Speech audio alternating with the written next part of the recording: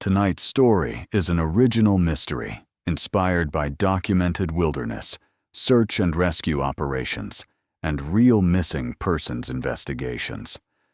While the investigative procedures and expert commentary reflect real-world practices, the characters, locations, and events are fictional.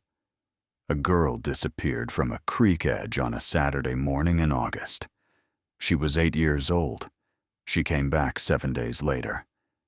And she brought with her 2 pieces of information she could not possibly have had before she left. The first was the rules to a card game, a specific variant of a common matching game, with one rule that no commercially available version contains. She described it precisely, consistently, across 12 years of follow-up interviews. The game has never been found in any catalog, any educational resource, any published format anywhere.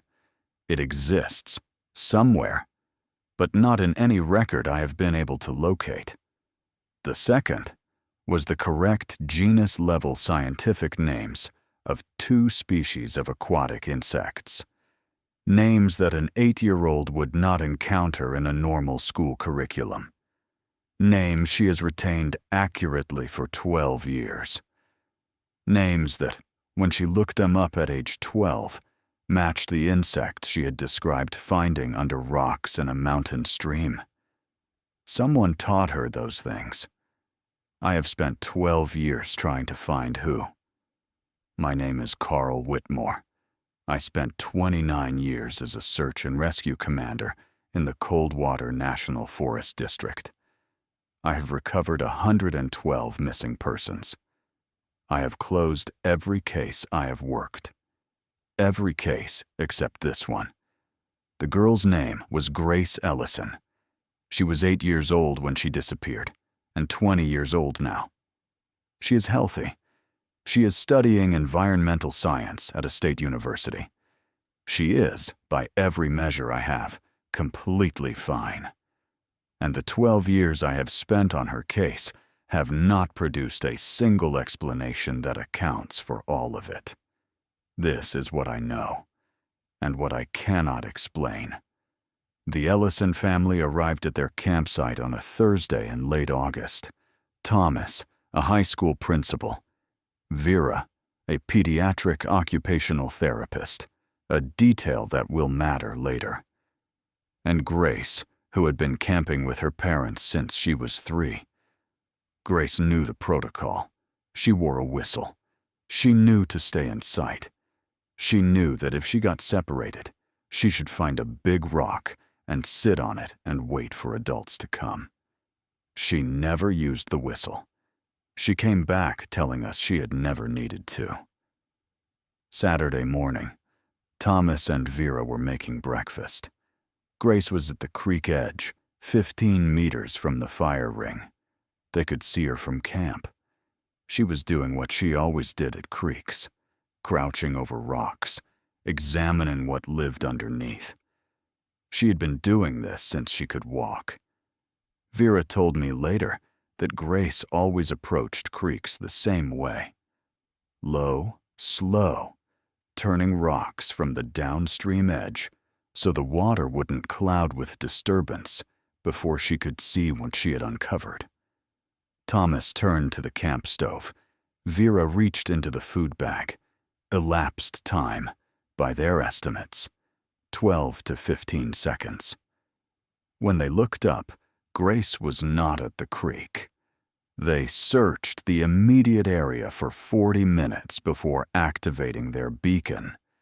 They had searched with the thoroughness of people who still expect the child to step out from behind a tree. She did not step out. I had a team at the trailhead by 1:30 p.m. We reached the campsite by 3:15. The creek edge where Grace had been crouching showed no sign of her having entered the water. The bank was soft and would have shown displacement. It was undisturbed. The surrounding terrain showed no track leaving the camp perimeter. Those were the initial conditions. They are not the mystery. The mystery starts 7 days later, when Grace walked out of the forest and told us where she had been. The search was thorough. 7 days. At peak, 64 people covering a 4-kilometer radius from the campsite. 4 canine units from 2 separate facilities, working in shifts from different scent sources. 8 thermal helicopter passes across the first 5 days. I want to describe the results of each because they are foundational to understanding what came later. Day 1, Saturday. Initial sweep of a 200-meter radius, 4 hours before dark. The creek bank was undisturbed. No track leaving the camp perimeter in any direction. No Grace. Day 2, Sunday. The first canine units arrived at 6 a.m. Both dogs were given scent articles from Grace's sleeping bag and a sock. Both tracked from the campsite eastward, crossing the creek at a shallow section approximately 80 meters upstream, then moving approximately 200 meters into the eastern timber before losing the trail in a rocky section. East. The ground teams followed.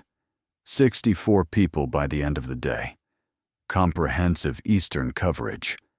Nothing. Day 3, Monday. The eastern grid expanded to 1 kilometer. A second thermal pass produced an ambiguous heat signature in the western terrain, on the opposite side of the creek from where the dogs had pointed. I assigned a team to investigate while keeping primary resources east. The western investigation found nothing. Day 4, Tuesday. The western thermal anomaly reappeared in approximately the same location. A ground team followed. They found nothing.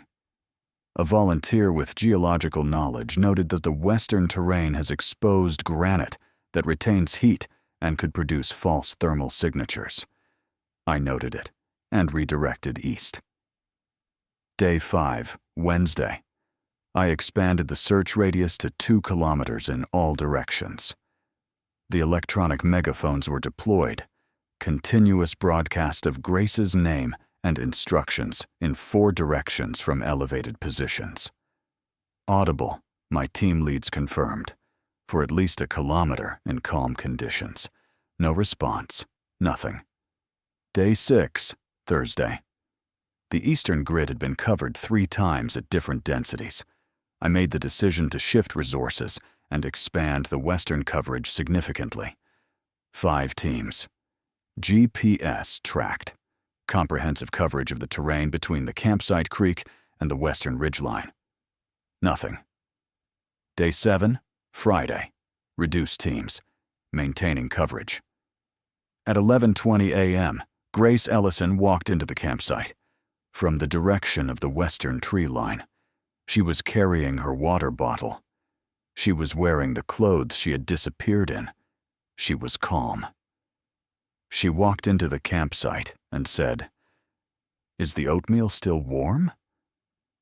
Thomas told me later that he heard those words from 30 feet away and could not move for a moment.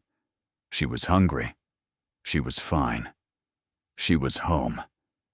And the dogs had pointed east.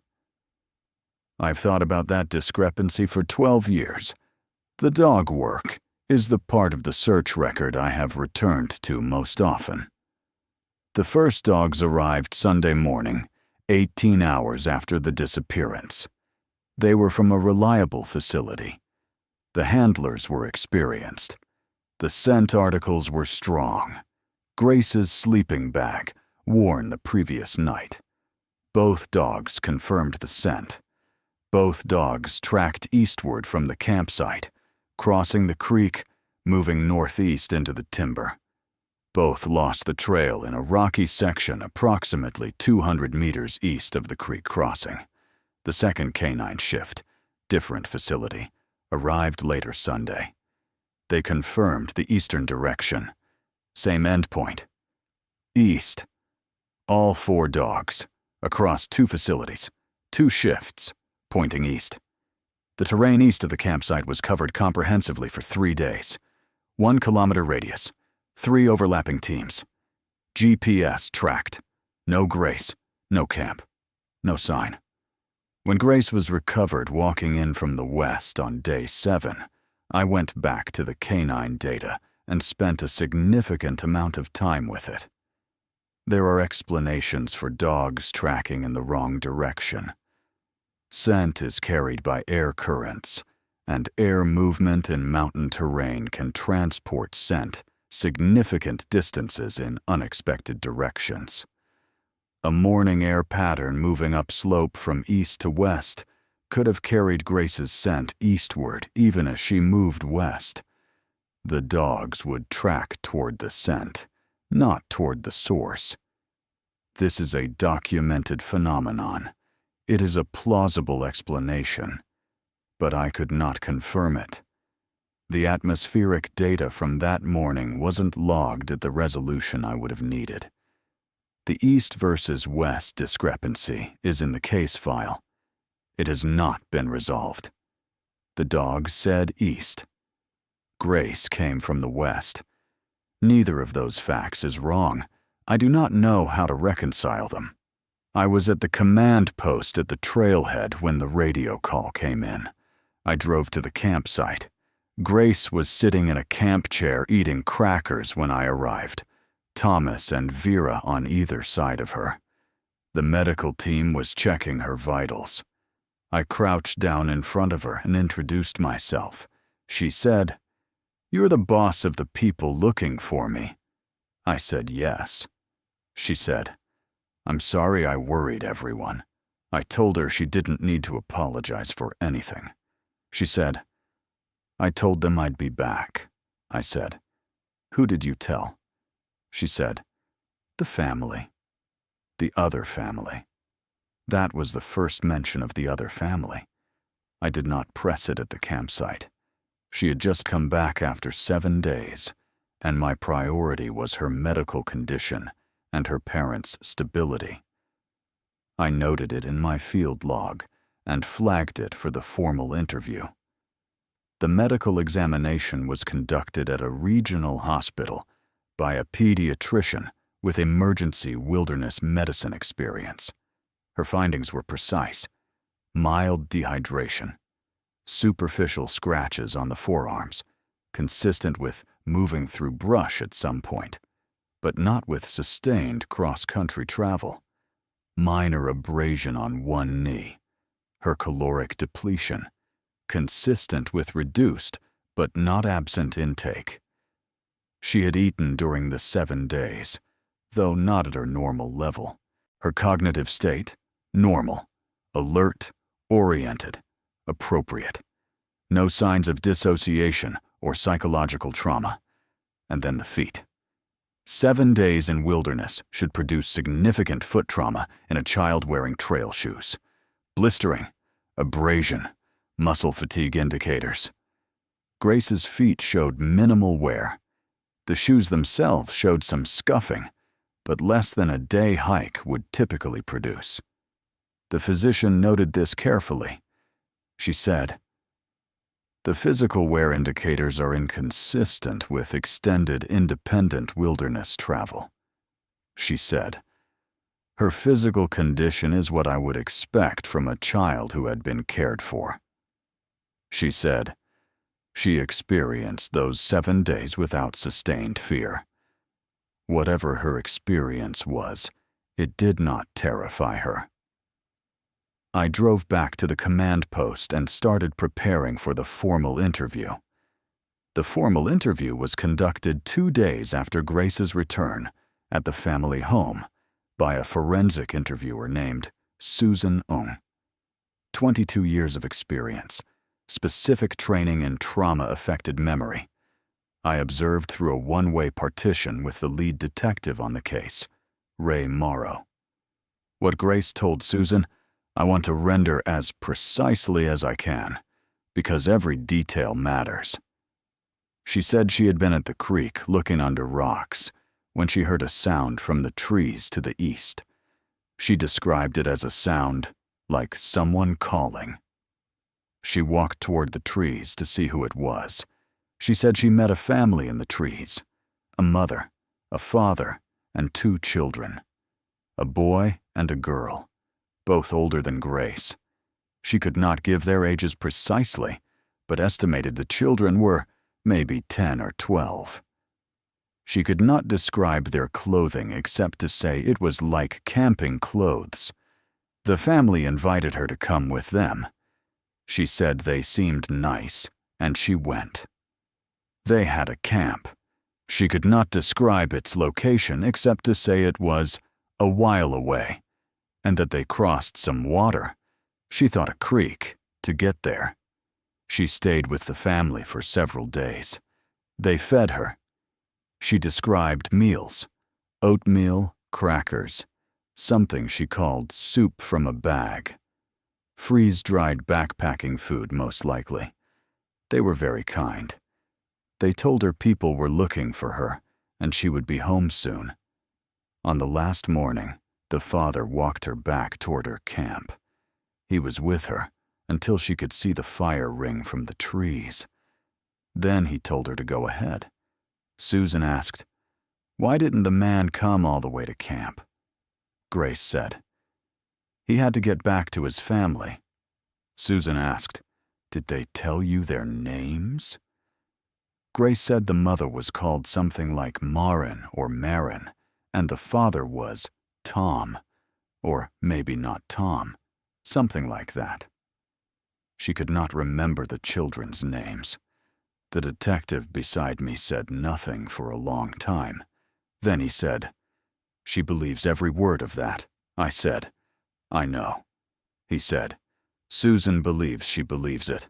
I said, "I know that too." Ray Morrow spent 3 months trying to identify a family group matching Grace's description. Every permitted campsite in the area for that period was contacted. No family with 2 older children matching the age range was registered. No such family came forward. In 12 years, no such family has ever come forward. Here is where the 2 realities diverge completely. Grace said she walked east into the timber, following a sound. The dogs confirmed east. Consistent. Grace said she crossed a creek with the family to reach their camp. The campsite creek runs north-south.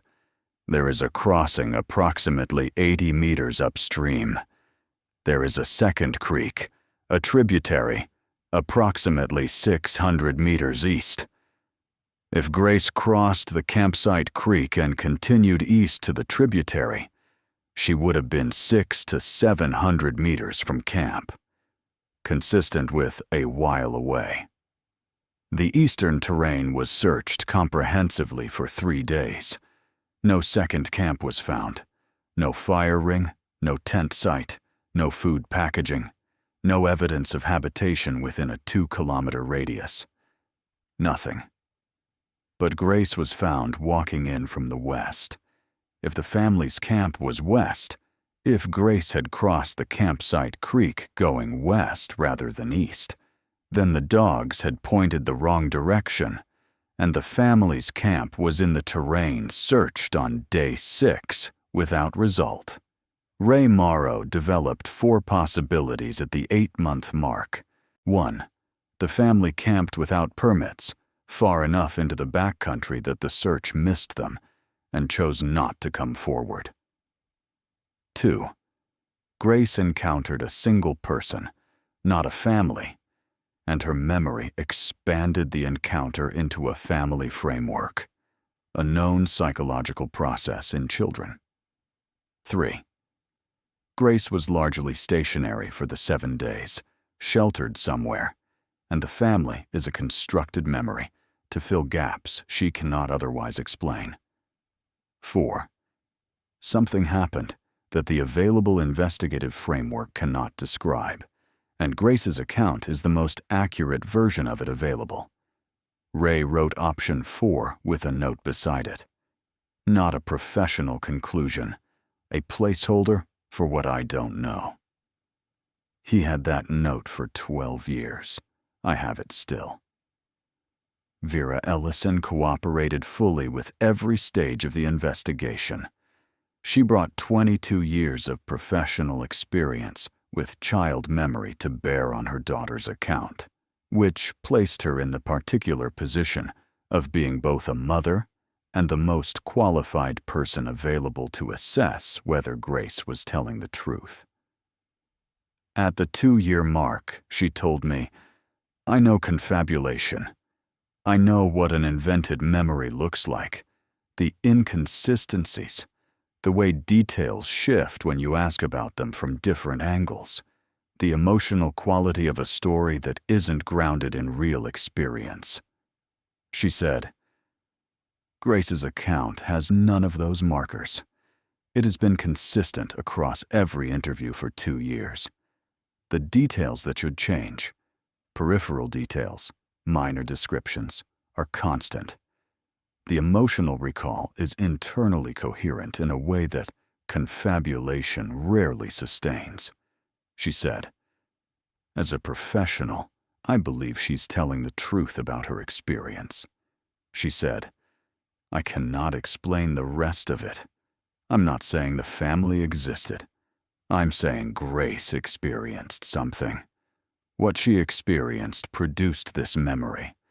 I cannot tell you what that something was." At the 5-year mark, she sat across from me at her kitchen table and said, "I want to tell you what I've concluded professionally, separate from what I feel as Grace's mother." She said, "There are 3 categories of memory account in children. Accurate recall, the memory reflects what actually happened. Confabulation, the child has filled gaps with plausible content. And elaborated true memory, the child experienced something, and the account is true at the core, but interpreted around genuine experience." She said, "Grace's account falls cleanly into Category 1 or Category 3. It does not have the markers of Category 2. I asked what Category 3 would look like. She said, "Something happened that Grace experienced as family-like. An organized, safe, caring presence she encoded as a family, because that is the framework she has for organized, safe, caring presence. The specific details, the 2 children, the names, the card game, would be genuine experiences encoded correctly within a framework that might be imprecise." She paused. She said, "Under Category 3, there may have been 1 person, not 4. Or no person at all, but an experience that felt like presence," I said. She learned accurate insect names. Vera was quiet for a moment. She said, "Yes, that's the part Category 3 can't easily absorb. You can encode a solitary experience as a family. You can't generate accurate biological terminology from whole cloth."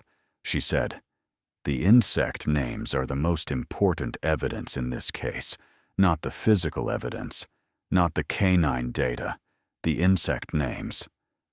I have believed this since she said it. Susan Ung, the forensic interviewer, told me that of the hundreds of children she had interviewed in her career, Grace was among the 3 or 4 she would characterize as having the highest narrative credibility. In the technical sense, internal consistency, appropriate distribution of detail, correct relationship between peripheral and central elements, emotional response calibrated appropriately to the content. She said, "Grace's narrative has the characteristics of accurate recall. I cannot tell you that her memory is accurate. I can tell you that it functions like one." In the interview itself, Grace was calm and specific and unforced. When she couldn't answer a question, she said so. She said, "I don't know," or "I don't remember," approximately 11 times in a 90-minute interview. She was certain about the things she was certain about. The card game. She described the rules in detail. You lay cards in a grid. You try to find pairs by flipping 2 at a time. When you find a pair, you keep it. Most pairs wins. This is a known game, sold widely under various names. But Grace's description included a specific variant rule. When you fail to find a pair, you must describe something you can see before you turn the cards back over. She said, "You have to say something true about where you are. Like, I see a tree with a broken branch. Something like that." She said, "I'd never played it that way before." I spent 3 years looking for that variant.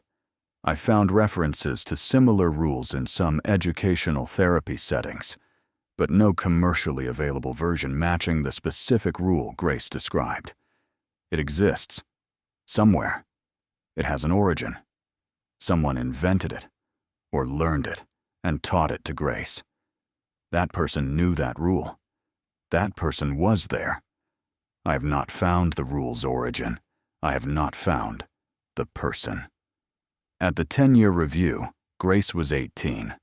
She sat across from me, composed, studying environmental science, thoughtful about her own memory in a way that took me by surprise. I asked whether there was anything she remembered now that she hadn't mentioned before. She thought for a while. She said, "One thing. I don't know if it matters." She said, "I remember that their camp was very quiet. I could hear the forest, birds, wind. But I couldn't hear the search. I didn't hear helicopters or people calling. And I know from what my parents told me that there were helicopters and people calling for 7 days." She said, "If the camp was close enough that the father could walk me back in a morning, I should have been able to hear the search." She said, "I couldn't hear any of it." I made a note of this and brought in an acoustic mapping specialist, a researcher who had done mapping work in mountain terrain and understood how sound behaves in complex topography. She spent 2 days in the field and produced a detailed report. Her conclusion: there is no location within 3 kilometers of the campsite where electronic megaphone sounds and helicopter noise would be inaudible during the day. The terrain has no acoustic dead zones of that magnitude within the search radius. She said, "If Grace heard nothing of the search, one of 3 things is true. She was beyond 3 kilometers from the campsite, which contradicts the morning walk return. She was in a terrain feature, a cave, a deep ravine, that is not accounted for in the terrain maps. Or her account of not hearing the search is incorrect. There are no caves or significant uncharted acoustic features in the search area. Beyond 3 kilometers contradicts the return. I documented the report and added it to the file. The acoustic silence remains the detail I find most difficult to fit into any theory. Every explanation almost arrives. Then the evidence under it dissolves. At 18, Grace had vocabulary for her own uncertainty that an 8-year-old could not have had. She said, "I know my account doesn't match the search records. I've read the summary files. I've tried to find ways my memory could be wrong, ways I could have misremembered or filled in." She said, "I can't find them." She said, "The card game is the clearest thing. I can describe the rules in detail. It's not a game I'd ever played before. It's not a game I can find anywhere. Whoever taught it to me either invented it or learned it from somewhere I haven't been able to trace." Then she said, "The insect names are the same." She told me 2 names, genus-level identifications, not the common names you find in a children's field guide. Specific taxonomic names for aquatic macroinvertebrates found in mountain stream environments. She had looked them up when she was 12. They were accurate. she said. I can still name them. They're real. Someone knew them. An 8-year-old does not learn correct genus-level insect taxonomy and retain it for 10 years from a confabulated memory. The information is too specific, too accurate, too retained. Someone taught Grace Ellison the correct scientific names of aquatic insects she pulled from a mountain stream. That person knew those names. That person was there, and I have spent 12 years unable to find any trace of them. Vera Ellison said it best at the 5-year mark. She said, "The insect names are the most important evidence in the case. Whatever explanation accounts for them is probably the correct explanation. I've not found that explanation. But whoever taught Grace those names was either a biologist, a naturalist, a very knowledgeable outdoors person, or someone who learned from one. They were specific enough to be accurate. They were patient enough to teach them to an 8-year-old crouching over creek rocks. They exist somewhere. That is the one certainty I have from 12 years of working this case."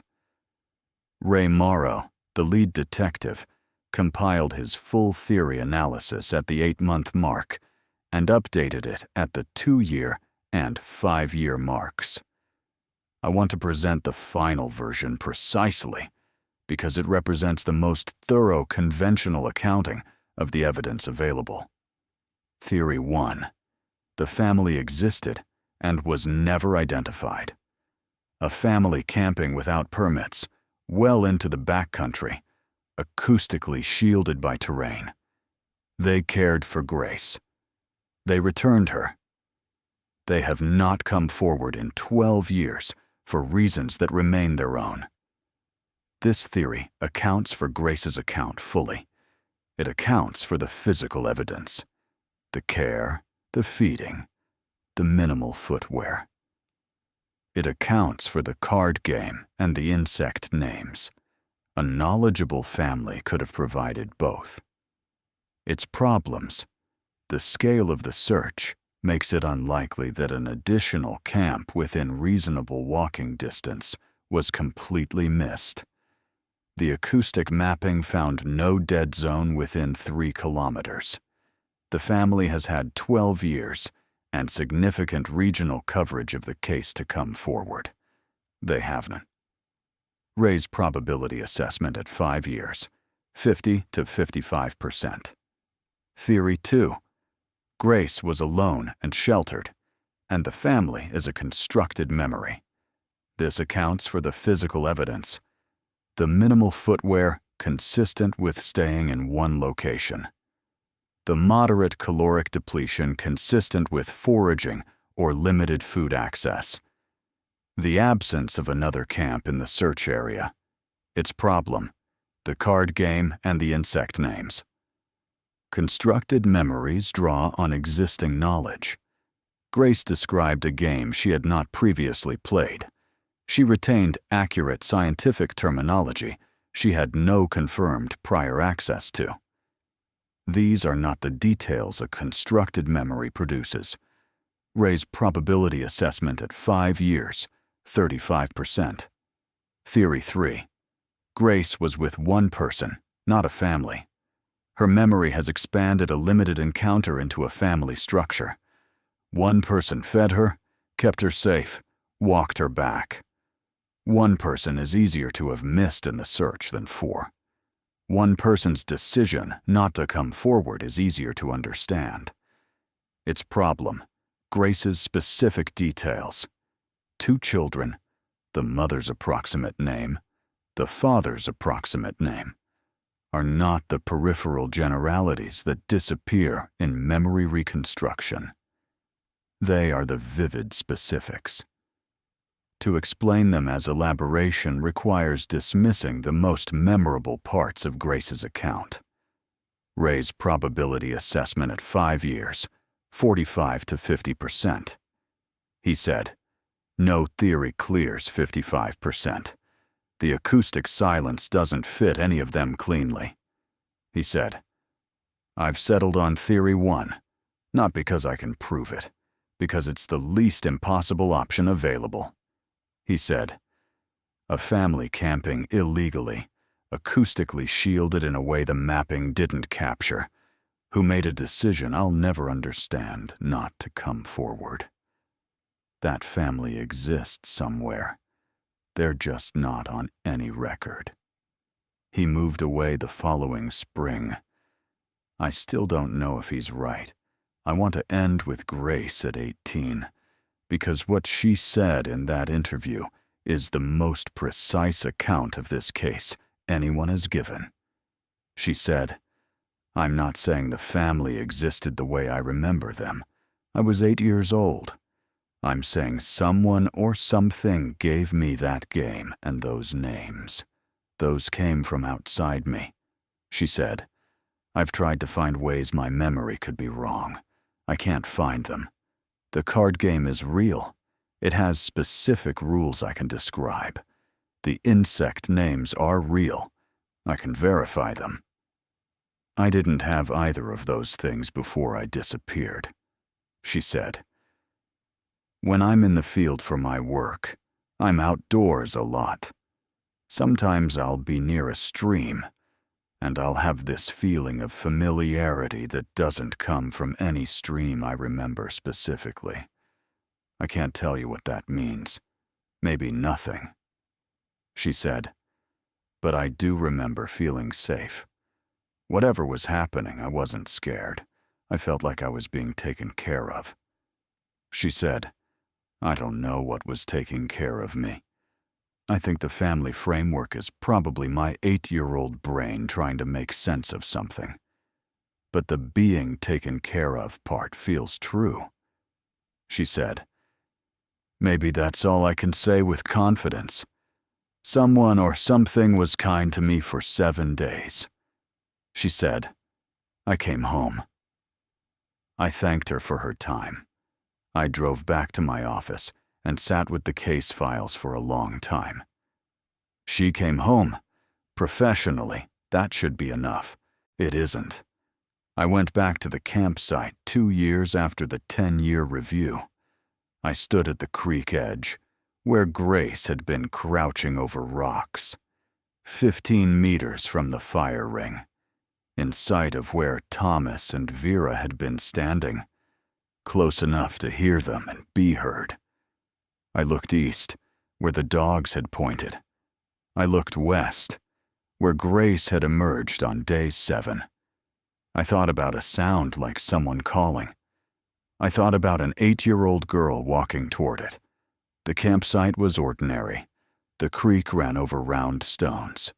The forest stood around it in the particular silence of late summer wilderness. In 29 years of SAR work, the Ellison case is the only one I cannot fit into a category. Not because the evidence is absent.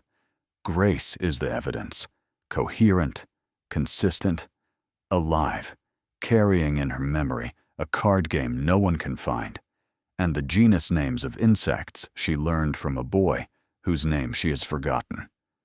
The evidence doesn't match anything. 4 things remain unexplained after 12 years. The first, the family Grace describes has never been identified. No camp, no registration, no witness, no contact. The second, Grace came from the west. The dogs tracked east. Whatever accounts for that discrepancy has not been established. The third, Grace heard none of the 7-day search from a location she says was close enough to walk back from in a morning. The acoustic mapping of the area does not support the existence of a dead zone within that distance. The fourth, Grace carries accurate scientific terminology she could not have generated independently. The card game she was taught cannot be found in any published format. Both pieces of information had to come from somewhere real. Vera Ellison told me in the last conversation we had, whatever happened, someone was kind to my daughter. I've decided to hold on to that. I understand that decision. I cannot share it professionally. Professionally, I am obligated to account for the evidence. And somewhere east of the campsite creek, or west of it, or in a direction I have still not determined, there may be a location where someone fed an 8-year-old girl and taught her the rules to a card game and the names of the insects she pulled from the water. Or there may not be. What I know is that the information Grace carries is real. The game is real. The names are accurate. Someone gave her those things. And I have not been able to find that someone in 12 years. The creek is still running over the round stones at the campsite bench, and the forest is standing.